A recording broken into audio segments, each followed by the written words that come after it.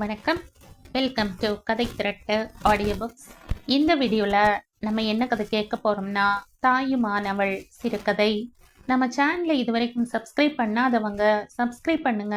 பக்கத்தில் இருக்கிற பெல் ஐகானை கிளிக் பண்ணி ஆல்ங்கிற ஆப்ஷனை ப்ரெஸ் பண்ணுங்க. ஸோ தட் நான் போடுற கதைகளை உடனுக்குடனே நீங்கள் கேட்கலாம். வாங்க கதைக்குள்ள போகலாம். கஞ்சியில் முடமுடத்த காட்டன் சேலையை சரி செய்தபடி கண்ணாடியில் தன் பிம்பத்தை பார்த்த யாமினிக்கு லேசான கர்வம் எட்டி பார்த்தது. 48 வயதிலும் இத்தனை இளமையான தோற்றத்தை நடிகைகள் கூட பெற்றிருக்க முடியாது.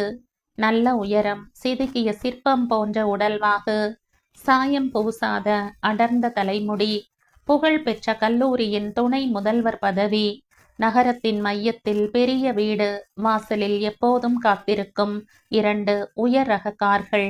உண்மையில் கொடுத்து வைத்தவள்தான் யாமினி. வளைகுடா நாட்டில் அதிக சம்பளத்தில் வேலையில் இருந்தான் கணவன் ரித்தீஷ். ஆண்டிற்கு 45 நாட்கள் விடுமுறையில் வருவான். அந்த நாட்கள் குதூகலமாய் கழியும். இந்தியாவில் இவர்கள் பாதம் படாத இடமே இல்லை. யாமினி, என் பொண்ணுக்கு உன் பேரைத்தான் வச்சிருக்கேன். நீ வாழறதுல பாதியாவது வாழ்ந்தா கூட போதும் பாரு என்று தோழிகள் சொல்லும்போது அந்த வார்த்தைகளில் தெரியும் பொறாமையில் குதூகலப்படுவாள் யாமினி. ஒரே மகள் நிதர்சனா. கல்லூரி முடித்த கையோடு காதல் என்ற போதுதான் கொஞ்சம் கலங்கி போனாள்.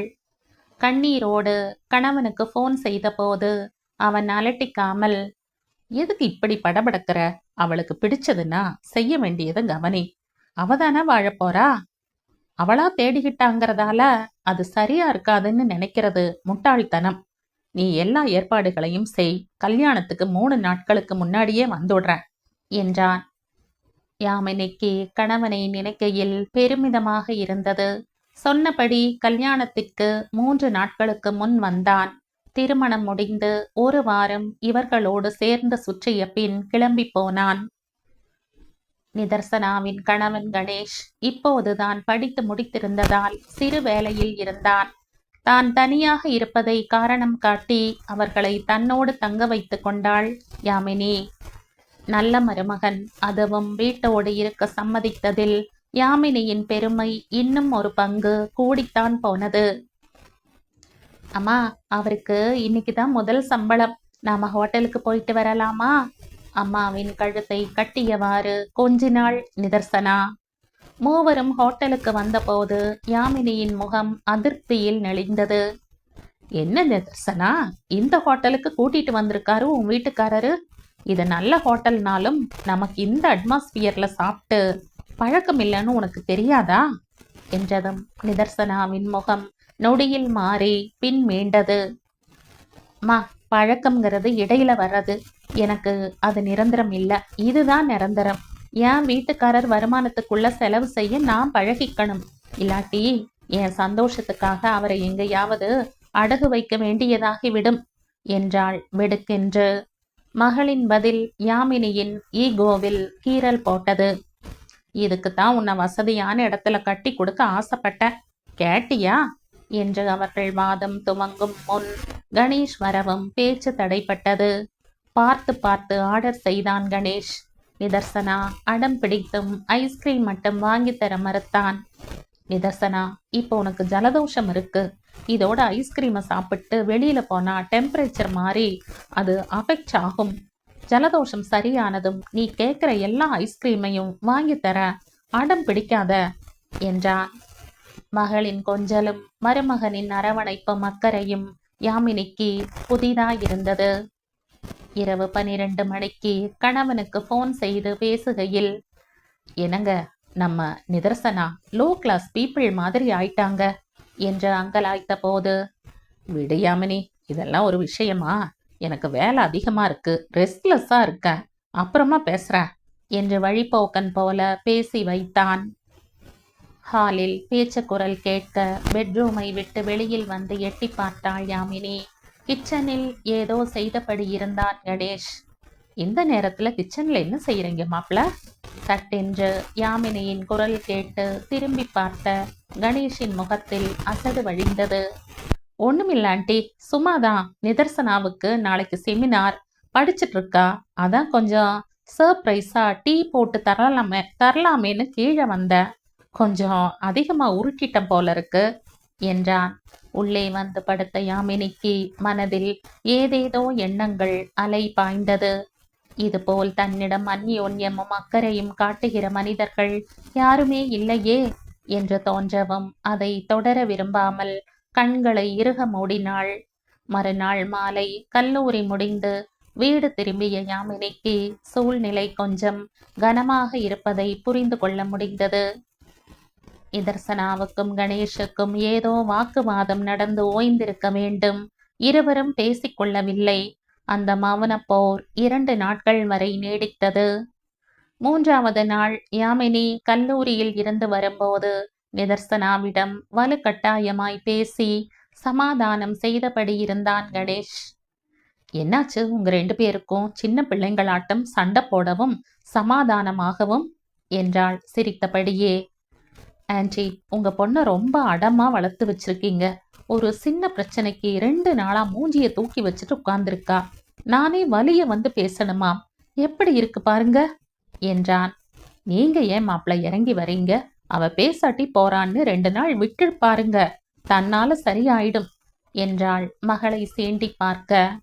உடனே நிதர்சனாவின் முகம் சட்டென்று இருண்டு, பேசுனா பேசு, பேசாட்டி போன்னு சும்மா இருக்க. கணேஷ் ஒன்னும் அப்பா இல்லம்மா, அவரு நிஜமாவே என்ன காதலிக்கிறாரு என்றாள். மகளின் வார்த்தைகளில் ஆடிப்போனாள் யாமினி. இரவு முழுக்க தூக்கமே வரவில்லை. பேசுனா பேசு, பேசாட்டி போன்னு தன் கணவர் நினைப்பாரா என்ன?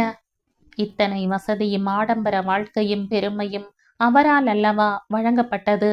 அதற்காகத்தானே அவ்வளவு தூரத்துல போய் கஷ்டப்படுறார் என்ற மனம் சண்டையிட்டது. அதே நேரம் மகள் சொல்வதில் உண்மை இருக்குமோ என்ற சந்தேகமும் எழுந்தது.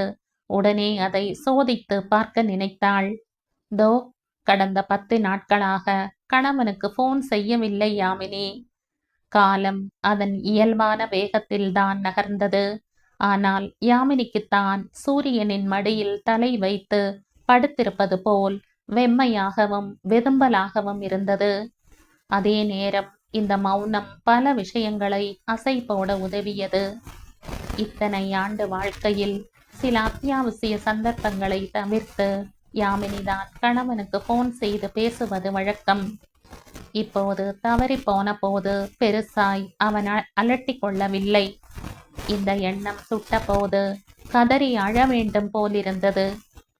அம்மா, நேத்து சுடிதார் வாங்கணுமே, அந்த பில் உங்ககிட்டயா இருக்கு கேட்டபடி உள்ளே வந்தாள் நிதர்சனா. அவள் பார்த்து விடுவதற்குள் புறங்கையால் கண்ணீரை ஒற்றி எடுத்து, எதுக்குடா என்று கேட்டாள். மாத்தத்தாமா, நீங்க சொன்னீங்கன்னு எடுத்தேன். ஆனா அந்த கலர் எனக்கு நல்லா இருக்காதுன்னு கணேஷ் சொல்றாரு. நாங்க போய் மாத்திட்டு வந்துடுறோம். அவள் பில்லை எடுத்து விலகி போனாள்.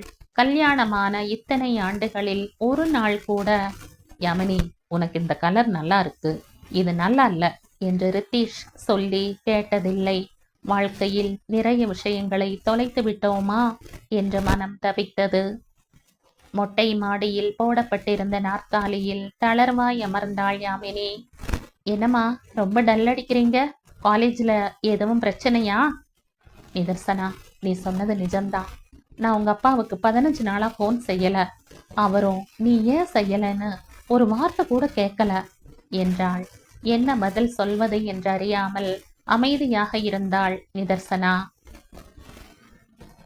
இப்பதான் எனக்கு ஒரு விஷயம் புரியுது. வருஷத்துக்கு ஒரு முறை வந்து போக புருஷன் என்ன சம்மரா வின்டரா? முதலா இவர் வெளிநாட்டுக்கு போகணும்னு சொன்ன போது அதை எதிர்த்தது எங்க அம்மா தான். வசதி வரும், வாழ்க்கை போயிடும்னு அவங்க சொன்ன வார்த்தையோட பொருள் இப்பதான் புரியுது. பணம் அனுப்புறதோட தன் கடமை முடிஞ்சதுன்னு உங்க அப்பா நினைக்கிறார். குடும்பத்து மேல அவருக்கு இருந்த பாசம் இல்லாம போயிடுச்சு. இத்தனை வருஷத்துல நான் அவர் கூட எந்த ஃபங்க்ஷனுக்கும் போனதா ஞாபகம் இல்லை. இப்ப நினைச்சா எல்லாமே சீன்னு தோணுது. அம்மாவின் முகத்தையே ஆழமாய் பார்த்த நிதர்சனா, எனக்கு புரியுதுமா. அதனாலதான் கணேஷுக்கு வந்த வாய்ப்புகளை மறுத்தேன். அப்ப நீங்க உட்பட எல்லாருமே என்ன பைத்தியக்காரி மாதிரி பார்த்தீங்க. சிட்டில ஒரு நல்ல வீடு வாங்கிட்டா போதுங்கிற தேவையோட மட்டும்தான் வெளிநாடு போனாரு அப்பா. வீடு, கார் வாங்கியாச்சு. ஆனாலும் எத்தனையோ கிளை பரப்பி இன்னும் அந்த தேவைகள் தொடருது. ஆனா அப்பா நம்ம கூட இருந்து வாழல. மகளா நான் நிறைய இழந்திருக்கேன். அந்த நிலைமை எனக்கும் என் குழந்தைகளுக்கும் வரக்கூடாதுன்னு தான் ஆடம்பரத்தை அத்தியாவசியமா நம்பி வாழற பேதமையை கடந்து வர பழகிட்டேன். தாயுமானவளாகி நிதர்சனம் பேசி எழுந்து போனாள் நிதர்சனா. குழப்பமும் கோபமும் போட்டி போட முடிவில் கணவனுக்கு போன் செய்த போது, என்ன அம்மி, எப்படி இருக்க? என்ன இந்த நேரத்துல போன் செய்திருக்க? எதுவும் பிரச்சனையா என்றானே தவிர ஏன் இத்தனை நாளாய் போன் செய்யவில்லை என்று கேட்கவில்லை. எதுவும் பிரச்சனை இல்ல, ஆனா எந்த பிரச்சனையும் வர்றதுக்குள்ள ஊர் வந்து சேருங்க என்றாள். வாட் நான்சென்ஸ் என்றான் கோபமாக. நான் இன்னைக்கு தான் சென்ஸோட பேசுறேன். உங்களை இப்பயே முடிவெடுக்க சொல்லல. ஆனா அடுத்த முறை வரும்போது எல்லாத்தையும் முடிச்சிட்டு திரும்ப போறதில்லைங்கிற முடிவோட வாங்க. அதுக்கான வேலைகளை இப்பவே ஆரம்பிங்க என்றாள் அழுத்தமாக. என்னாச்சு அம்மனி உனக்கு? இன்னும் ஃபார்ம் ஹவுஸ்க்கு வாங்கின லோன் இருக்கு. நிதர்சனா புருஷனுக்கு நல்ல உத்தியோகம் இல்ல. இப்ப அவளுக்கும் நாம தான் நல்ல வாழ்க்கை அமைச்சு தரணும். இப்படி திடீர்னு வர சொன்னா என்றவனை இடைமறித்து, ப்ளீஸ் ரித்திஷ், நம்மளை விட நிதர்சனாவுக்கு வாழ்க்கை புரியும். அவளுக்கு நாம சேர்த்து வைக்க வேண்டிய தேவையே இல்லை. வீட்ல வாழாத நமக்கு எதுக்குங்க ஃபார்ம் ஹவுஸ்? நான் சொல்லிட்டேன், அவ்வளவுதான். மிச்சம் இருக்கிற என் வாழ்க்கையாவது எனக்கு திருப்பி தாங்க. இதுதான் என் வேண்டுகோள். உடைந்து போன குரலில் சொன்னவள் போனை வைத்து விட்டாள். தான் பற்ற வைத்த நெருப்பு ஆனந்த புஸ்வானமாய் வெடிக்கும் என்ற நம்பிக்கையில் காத்திருக்க ஆரம்பித்தாள்.